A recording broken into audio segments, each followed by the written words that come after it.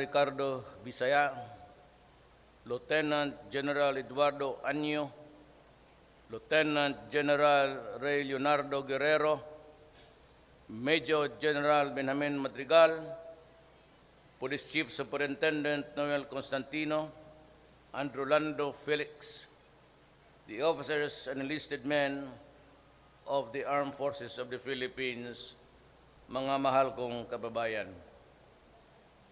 Now, let me explain the reason why we are here in this place today.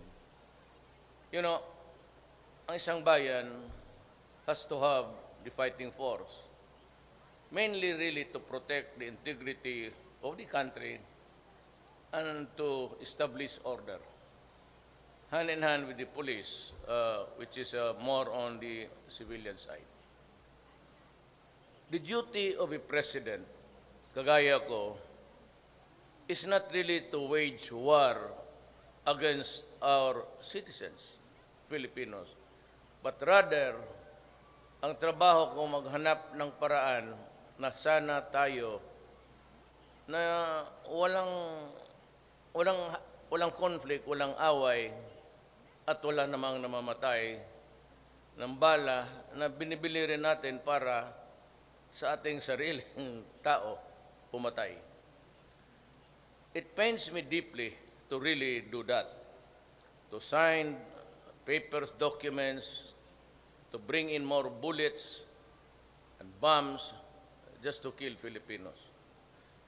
Pero alam mo, much as you would like really to be the shining armor of peace, there are things which we have to take care of. One is that there is a violent group, the CPP, NPA, NDF, na gusto nilang kunin ang authority not by election, but by armed struggle. Alam mo, nakakaintindihan tayo dito. In matters of paano yung ideology mo. Kasi kagaya ko, I'm just a son of a migrant from the Visayas dito sa Mindanao. At ako rin dumaan ng hirap. At ako naman, kami noong 1956, I could still remember even this smell of the wetland na tinayuan ng tatay ko ng bahay. And he was thinking that it was really too big. And yet at that time, Davao was already titled in so many names, even before the Christians came.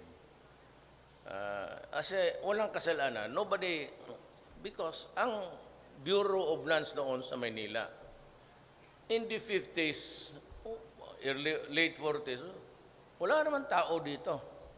So binigay sa kanila, and it turned out that pag dumating yung land of promise, nagpuntahan doon, ang lahat ng lupa doon may-ari na. But of course, yung mga Espanyol, pati itong mga Amerikano, gave themselves the most of the fat of the land, ika nga. Well, meron tayong sentimento, but it cannot translate into violence. Ang akin dito is gusto ko lang makausap sila, and if there is still a chance for us to have peace. Nag-umpisa ako noon sa komunista. Even before I took my oath of office, I sent already Doresa and Bello to talk to the communists and to Sison.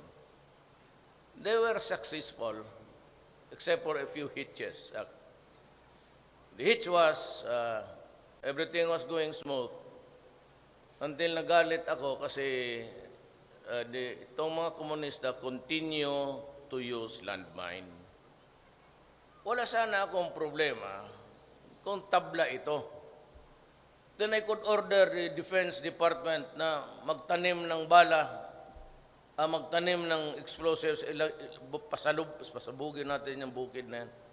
But we are not allowed to do that because we are a convenor and a signatory sa Geneva Convention. It is the international law. And as a government, we have to honor that agreement. Otherwise, you are not a responsible government. So while the talks were going on, and I was expecting the best of the results. Ilang bibisita-bisita ko sa kampo, nag-declare na ako ng ceasefire to show good faith na address. Oh, mag-usap tayo, ito yung baraha ko. Binigay ko na kaagad. And I was expecting the communists to follow suit, but they did not. Okay lang sa akin. Until such time when I was covering the entire country, going to this military campaign, and then getting the reports from the field, that namatay yung, mayroon ako doon na nakita niya, and I don't want to talk about it.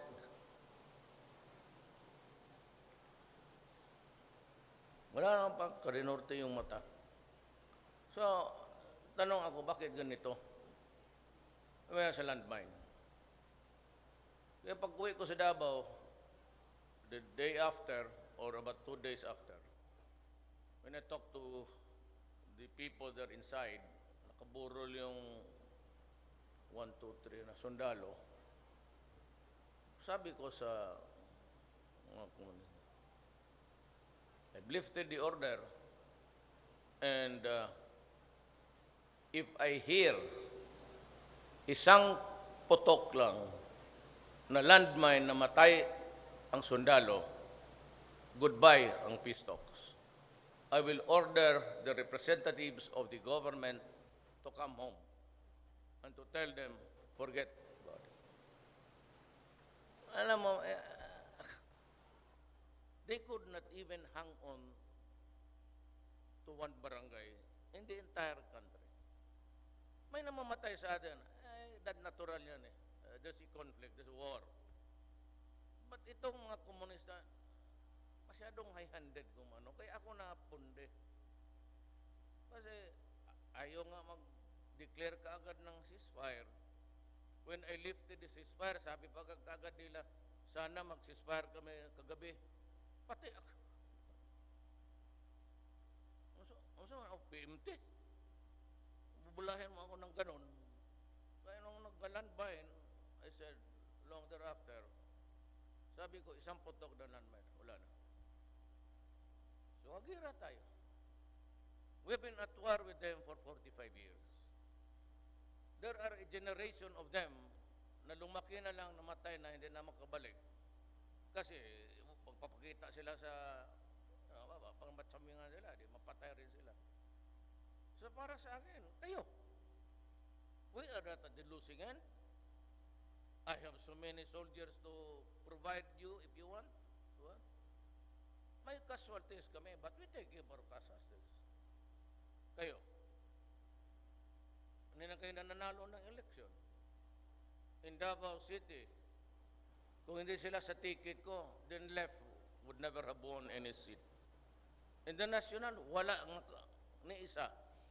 In the previous generations, klaro, recto, yung mga intellectuals na leftist rin ng nationalism yan. Hindi yan left. Hindi political party kasi ang pinag-uusapan dito. They won because they were bright. And the Filipinos maybe thought that we need bright people in Congress. Kaya sila, hindi makawa. Wala naman silang may taxation. Sila pa nga, actually, it's extortion now eh. They thrive in Mindanao. You know why? Because the pinakamalaking nila, taxation na. They survive sa extortion money. So yan ang problema. Andun yung banana plantations because of the climate. There's no typhoon. The mining industry is thriving even if almost all of them have violated the law. Kaya nagwawala si Gino Lopez sa secretary ng DNR. Nandoon lahat eh. Porsintuhan lang yan. Pati yung mga gold mines yan. Ang bayaran dito rin sa Maynila. Transfer of money lang yan. Hindi naman nagkukolekta yung mga tax collector doon. Ano ka lang, ito, bayad mo.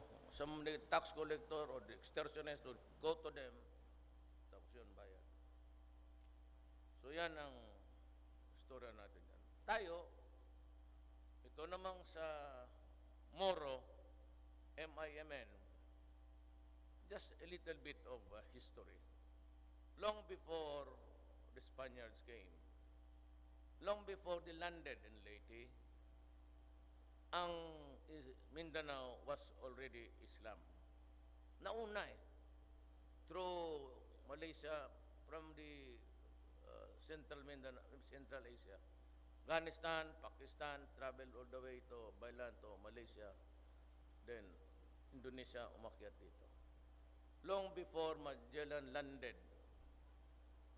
So when they, kawawa naman yung ating mga minuno, because they were not armed with gunpowder and cannons, and for the first time, they were scared of Tumputok, they surrendered.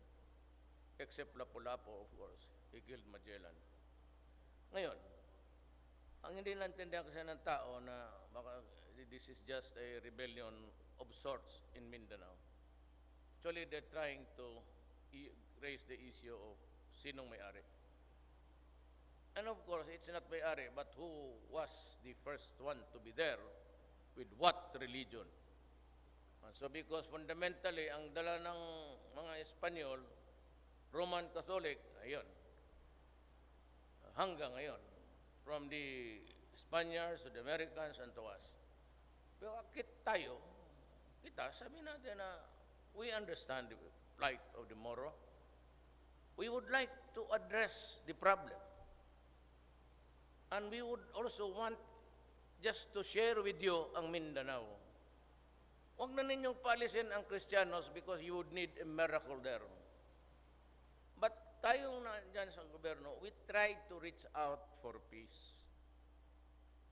And fortunately for everybody, tayong lahat, Murad seems to be on talking terms. Japar agrees. And maybe in a few days, I'd go to Holo. If I cannot talk to Miswari because he has a warrant of his arrest, then maybe his representative, just to send the message across. Para malaman ko ang dimension. So yan ang purpose natin sa gobyerno. We want peace. Soldiers and all, including the President. But we would not allow abuse sa ating mga tao. NPA, they kept on collecting taxes. Ano ba talagang appeal ng NPA sa bukid? Believe yung mga tao doon sa prinsipyo ni Karl Marx? Do they understand Karl Marx? Talaga bang alam nilang sila Trotsky, the history of communism?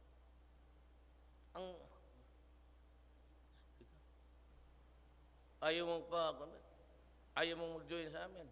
O patay ka. There's nothing intellectual there except by the brute of the bullet.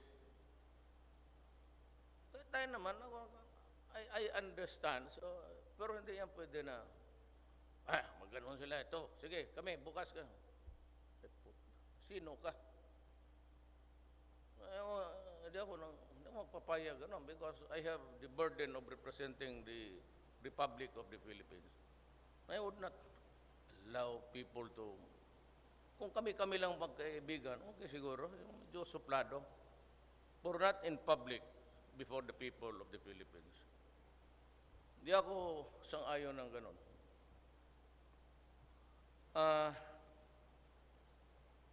MI will just pray.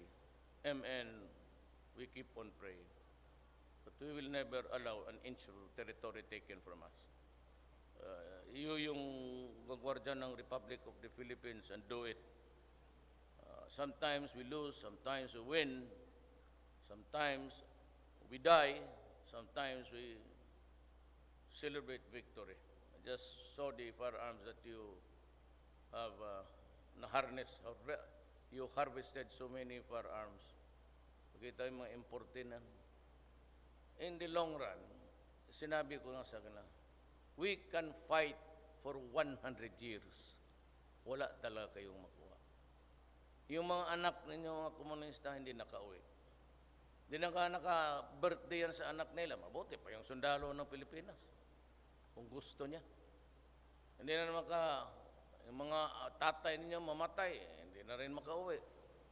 Hindi mo nga alam kung pati ikaw, you'd live to see your daughter give birth to another added descendant sa buhay mo. Kayo. I'm addressing myself to the cabinet. Medyo, hindi naman ako napipika, pero the way you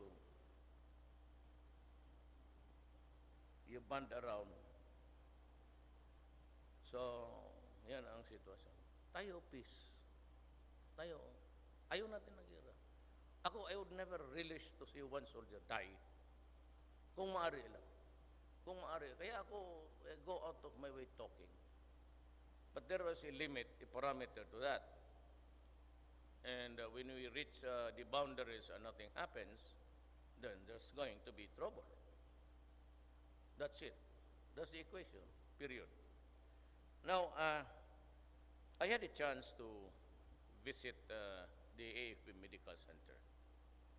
And wag na lang yung bakit, but just my surprise is that I'm supposed to be your commander-in-chief. I have not experienced yet.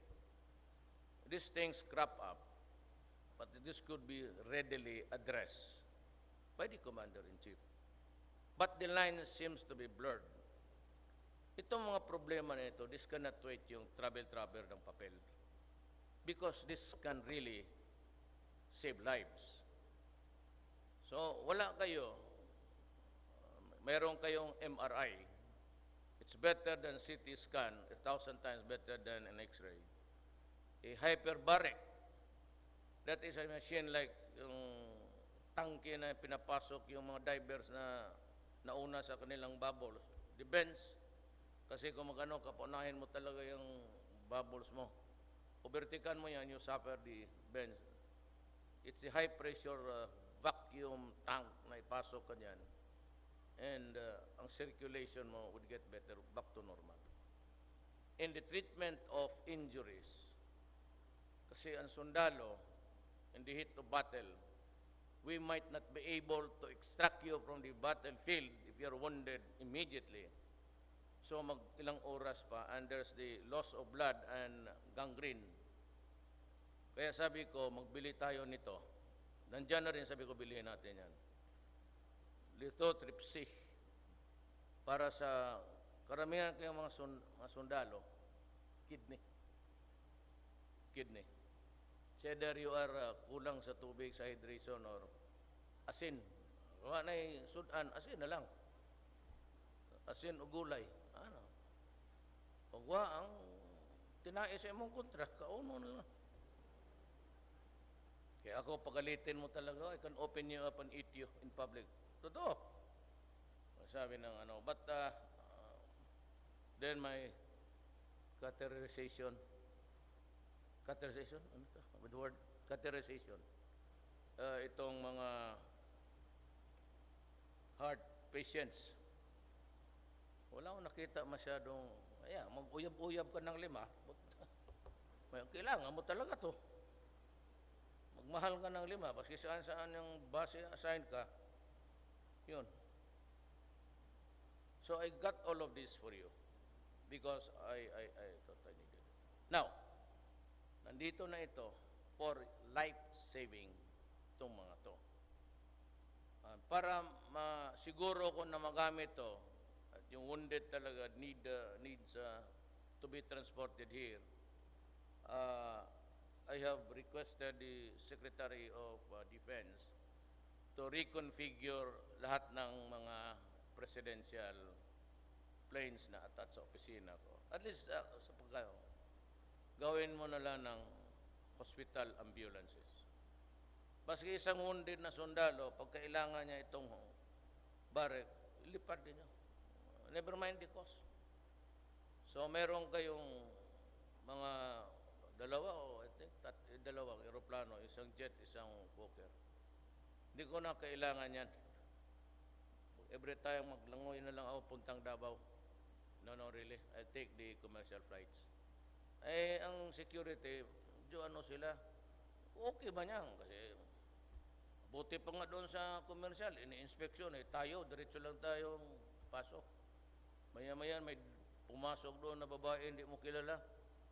Sino ka, ma'am? Buti pa yung sapal, pati kinakap-kap pa.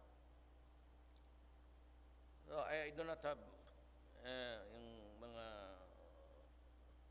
itong bakukang dyan sa, you can have it for your use. Then, let me talk about drugs. Kasi, sandali lang, pagbigyan lang ninyo ako. Sabi nila, this will create a constitutional crisis. Tama. Walang problema yan. Ganito yan. Itong nag-surrender ngayon, medyo, this might be unsettling to hear sa kanya na mga judges niya, sabit. At sabi niya, hindi ko alam kung bakit ganito. Yung ibang judges na nandyan, patay na o napailis na sa pwesto for ignorance of the law. And maybe they graft on corruption. Bakit? I just wanted to impress upon the public na noon pa alam na namin ang negosyo ninyo.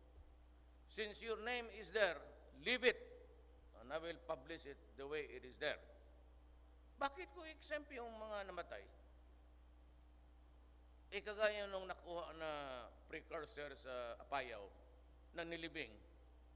Tapos sabi nung kapatid niya, 2 taon naman namatay ang kapatid ko yung nagdala nito, inilibing niya. See? So gusto ko malaman ng tao kung sino nagtanim doon.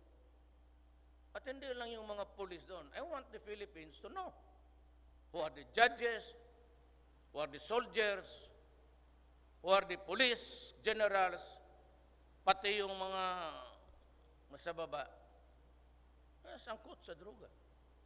Pati yung patay na, correct. At saka, pag namatayan sila, hindi naman sila magtawag sa amin.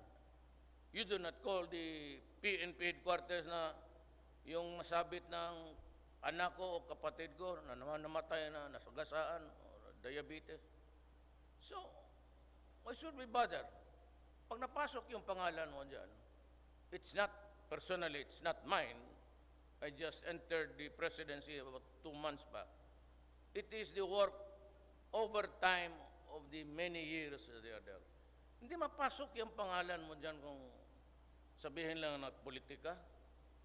Because they have to be revalidated. And itong sa PDM, si General Peña, is very good. He was my RD, he was my chief of police noon, CD. Kaya ko siya nilagay dyan kasi talagang may tiwala ako. Just like Delphine Rolensana, matagal kami magkaibigan sa Davao. Kilala ko sila. I do not think that they would prepare a list with lies there. At hindi gagawa ni Isidro sa akin yan. Ngayon sabi ni, ang problema nito, tayo Pilipino kayo mga sundalo alam niyo yan. Sabi niya, huwag mag-surrender kung walang warrant of arrest. True. Anong sinabi ko? Kayong mga huwes, mag-report kayo sa Supreme Court. Wala akong pina-aresto, Chief Justice. Sabi ko, kayong mga pulis, pag-report kay Bato, I never accused anybody except to read their names. Nasangkot sa droga. Where? What? How? When did it happen?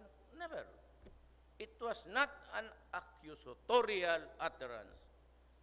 Rather, it was in consonance with my duty as the President of the Philippines to let everybody know sino yung mga tao sa tabi-tabi mo to spare you the agony and grief of a child being raped, a child na ginasto mo, yung mga kababayan natin, nagpakamatay ng trabaho na doon sa Middle East, yung lalaki sa Qatar, yung isa sa Dubai, ang babae, only to hear na yung anak nila nalulong sa droga and the wasted years of toil and sweat.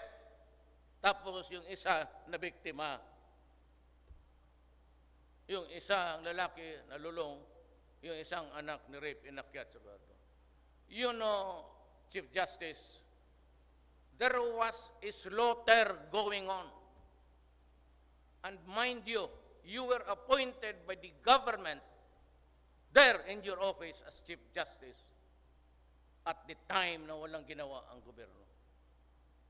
And why would you wait for a warrant of arrest? There are now 600,000, hundreds of thousands of Filipinos addicted and victim. Magiging ka ng warrant, Madam Chief Justice, you must be joking. You must be joking. Dalawa tayo abogado, tayong lahat sa Supreme Court.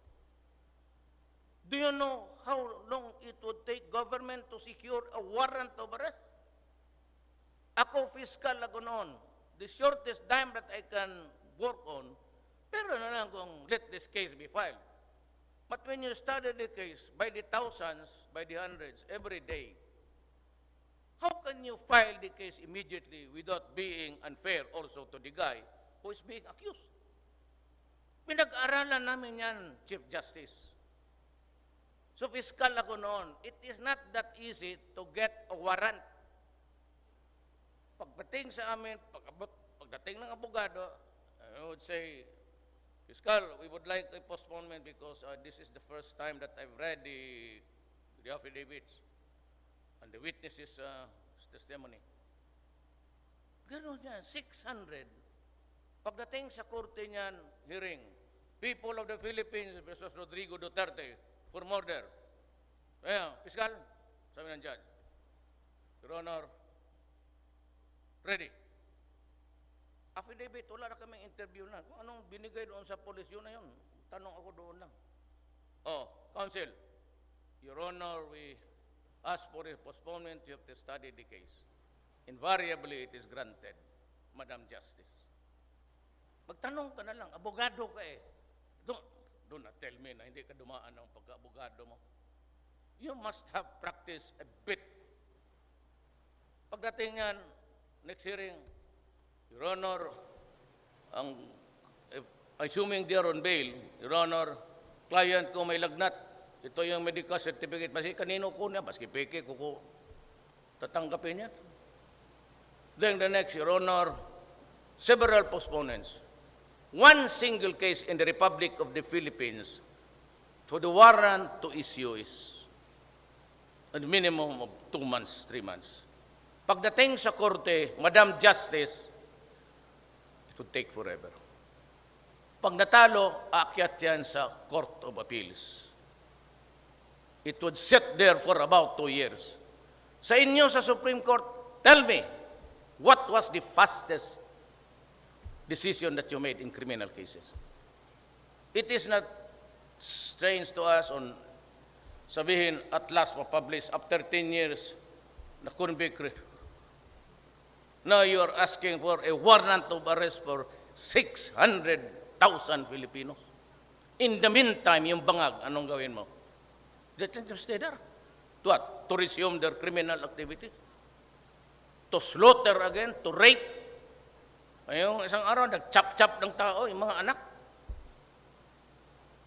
Ma'am, huwag tayo magbulahan and do not force the issue. I respect your comments, but it is a, how would I call it? It's a rigmarole to me. Alam ko na alam mo eh. Huwag kami na itong isa pa. Oh, just because kayo ang Supreme Court. You order me, I will not follow you. Orderan mo ako. Hala kayo dyan. I will order the military and the police to save lives. I am not saying that they should kill them. But in the meantime that you are projecting your theories there is crime on the streets. Please, please.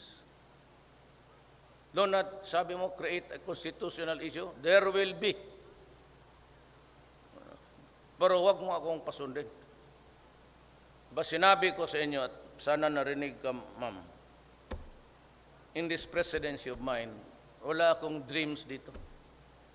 But when I said, I will stake my honor, my life, and my presidency, ito. I can retire to the let go of the presidency tomorrow and be happy with my life. But I have a problem for my country because I was elected by 5 million Filipinos with a sheer margin of 6 million. Saan ka nakakita yan? Hindi na ako kilala. Wala akong pera, wala akong makinarya.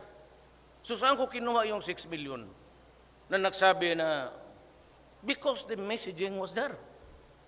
Yung 6 million na hindi ako kilala, ang alam nila, I said, there will be no corruption in government.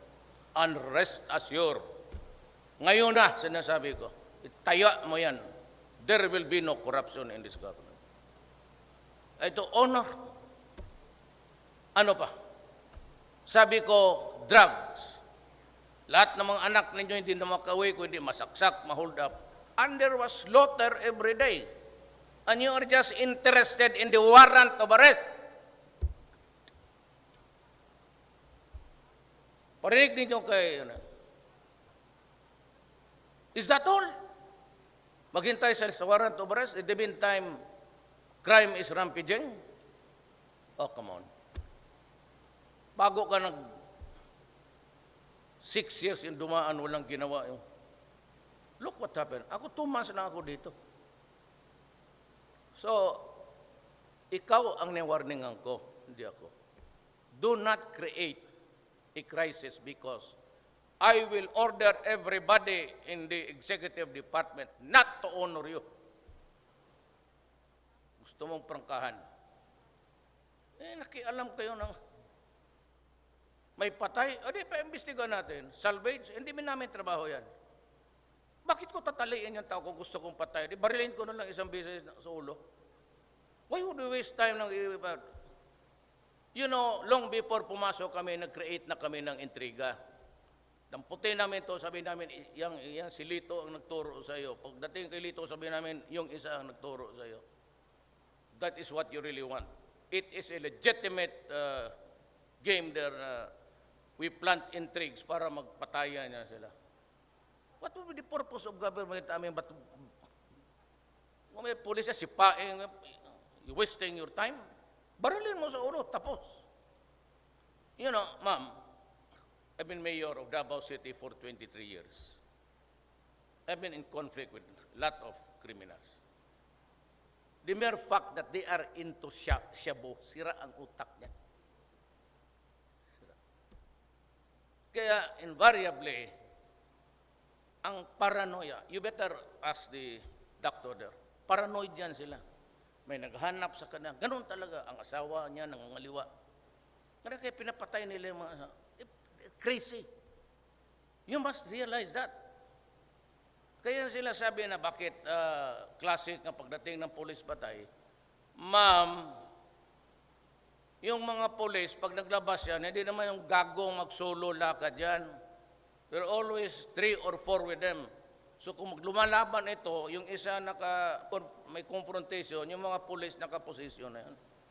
Naturalmente, pagka any hostile, ang order ko sa pulis, pag may magbunot ng ganan, barilin mo. Huwag mo hintayin na paglabas niyan, apple. But you want my policemen to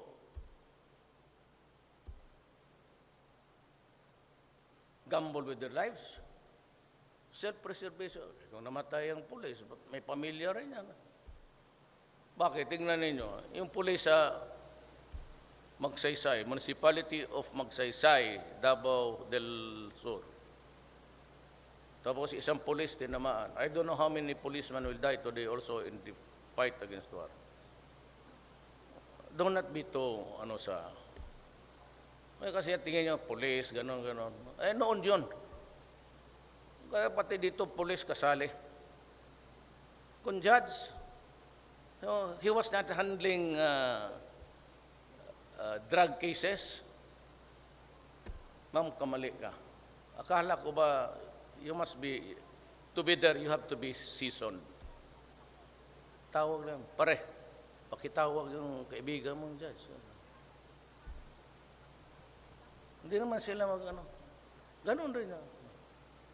Hindi dadating yung pangalan nila. Walang personal. Hindi naman kilala ng pulis yan. Kasi you're surprised that dumating yung... Hindi darating yung pa. Kita mo yung nasa pangalan. Yung mga pangalan, kita mo mga mayor. Kita mo nakaharap sa camera, di parang tala-tala. Kita mo, pawis na. Wala ka. Ngayon, bakit mo, intelligence lang yan, bakit mo basahin yan? Ha? Then, ikaw ang kingpin sa judiciary. Ako, presidente. Ako may trabaho, ikaw wala. Walang mga judges na papatrol ng daan. Walang mga sheriff ninyo na naghuli na. Yan ang mabigat na problema ko na inherit ko sa dumadaan, pati yung gobyerno naglagay sa iyo dyan sa Supreme Court.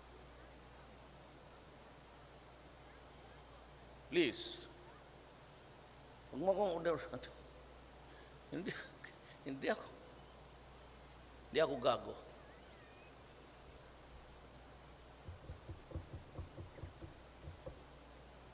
If this continues, pigilan mo ako. Sige. Pag nagwala na, or would you rather that I will declare martial law?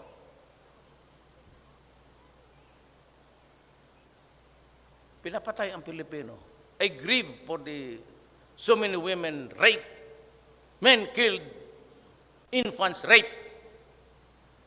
Tapos ipitin mo ako. I have to clean. Siguro, ma'am, I can give you an idea. Pagka binilisan lang yung federalism at nalinis ko sa droga ang Pilipinas, I am ready to retire.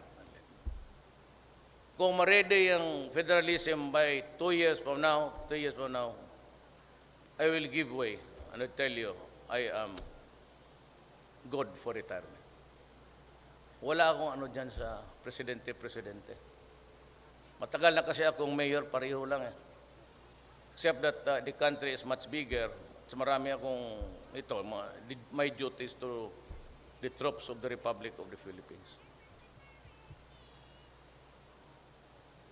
Kayong mga sundalo, do not be, dyan lang kayo. Pilipino kayo, manood kayo. Sino yung tama? Kung ako ang tama, di patalsik din nyo ako. But isipin ninyo ang problema. Madala ba ng warrant of arrest? Kayo, nakatikim naman kayo magdemanda. Ilang years na yan dyan sa korte. The sheer number of cases cannot be absorbed by the ordinary judge na matanda na. And the prosecutor. Pwede lang yan sila kung bata pa. Kagaya ko noong fiscal ako, I really write my resolutions stating the case will be filed because 1, 2, 3, 4 recommendation. Ganon yan. Please go to reality. Huwag ka masyadong doon sa itaas. And besides, I said, if the policemen and the military guys doing cases against drugs and in the performance of their duties, I will protect them. Nobody will go to jail. Bahala na sabi ko, I will not. Magkakaroon tayo ng problema sa Republic of the Philippines. I have my oath. I will honor the Constitution. I will defend the Constitution to a T. But huwag kang maghanap ng tawag sa Bisaya, Bikel. Do not create a conflict there because hindi tayo magkasundo. And to the troops, maintain your loyalty to the flag and to the Constitution. I do not want you to nurture love or loyalty sa isang tao lang. I do not need it, actually. Kung magdating ang panahon, we go into a crossroads, you decide. You decide. Pero ako, hindi ako magsunod niyan. And please, do not create a confrontation, a constitutional one. Talo tayong lahat yan. Maraming salamat po. Thank you, Mr. President, for your very inspiring message. At this point, may we request the President to lead the awarding ceremony.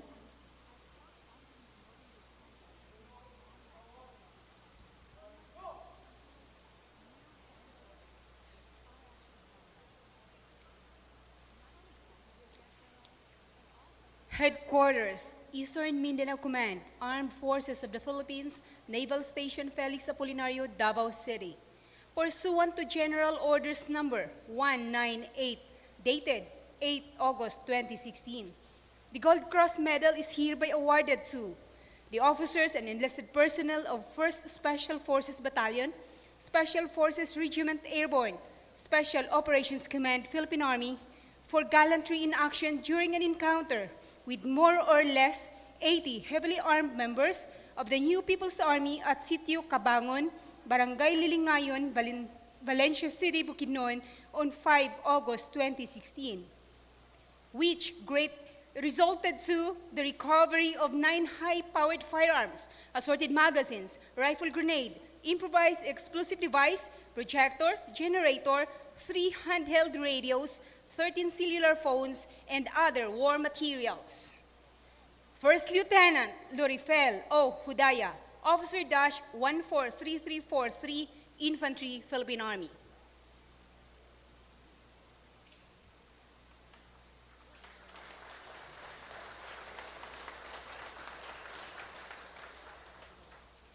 Second Lieutenant Marvin S. Jacinto, Officer-147300, Infantry, Philippine Army.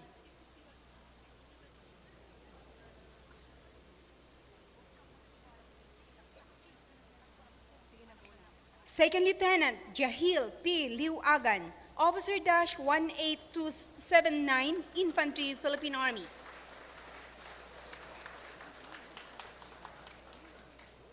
Second Lieutenant Aljosh Ayman A. Ariola, Officer-18371, Infantry, Philippine Army.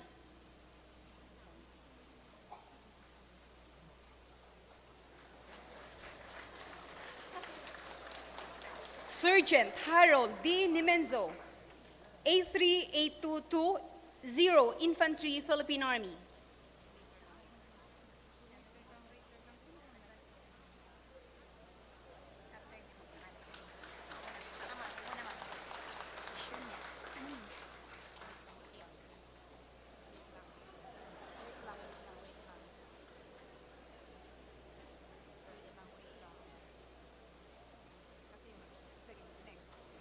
Corporal Rilcom T. Mendador, 866676, Infantry, Philippine Army.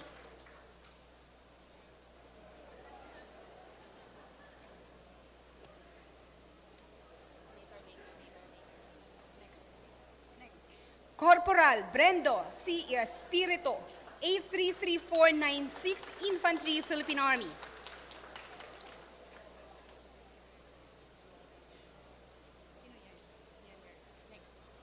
And Private First Class Jaynard E. Leander, 879782, Infantry, Philippine Army. By command of Lieutenant General Guerrero,